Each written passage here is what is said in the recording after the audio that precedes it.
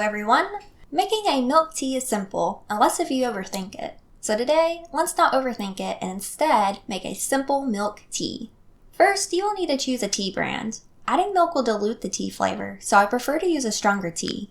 I recommend using Tetley British Blend or a Yorkshire Gold tea. I find Lipton to be too weak for this, but everyone's taste is different. Now you'll need to boil water. This can be done by a water boiler, on the stovetop, or even by the microwave. I warn against using the microwave method because it tends to absorb any smells in the microwave. I've met people who swear by measuring the temperature of the water to match the instructions on the tea box, but after many years of drinking an excessive amount of tea, I go by vibes. If the water isn't near boiling temperature, then the tea will be weak. If it is a rolling boil, then it will take forever to cool to room temperature.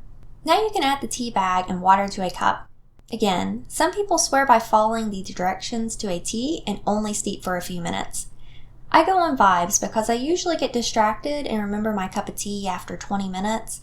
By then it is still too hot to drink, so I walk away and then I remember to return about 20 to 30 minutes later. And at this point, the tea is close to room temperature. Now the final step is to add the milk. I don't think it matters when you add it. Whole milk will make it creamy, oat milk will make it a little creamy and have a touch of oat flavor. I'm not a fan of coconut milk in tea. Oops. I tried to make it work, but I gave up after I used the entire carton. It just wasn't working for me. Otherwise, all milk types seem to be a good option.